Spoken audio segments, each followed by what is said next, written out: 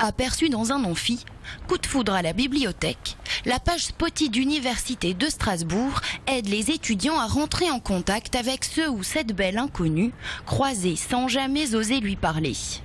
Il suffit d'envoyer un message aux administrateurs de la page qui se chargeront de le publier. Et certains se prennent au jeu avec plus ou moins de sérieux.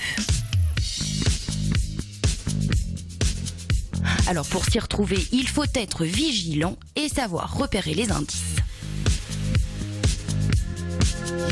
Bon, pas spécialement pour moi, mais ça dépend. S'il y a quelqu'un qui a du mal pour communiquer avec les autres, il peut y aller et peut-être il trouvera son bonheur.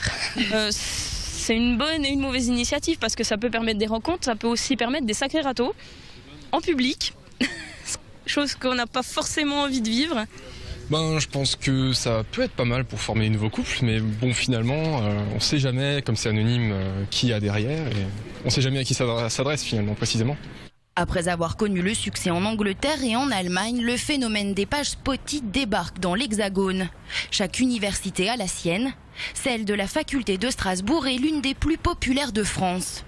Créée il y a moins d'un mois, elle compte déjà plus de 5000 fans et autant de commentaires.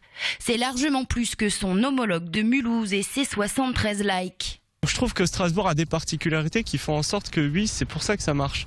C'est cosmopolite, même des étudiants étrangers qui s'inscrivent comme nous, qui étudient en français. Et rien que dans ma promo, j'ai des Russes, des Polonais, des Serbes, des Bulgares. Et je trouve que ça joue aussi, ouais.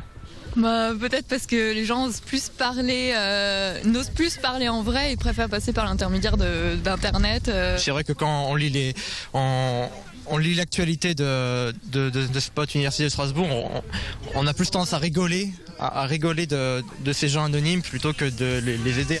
Les pages Spotify se multiplient.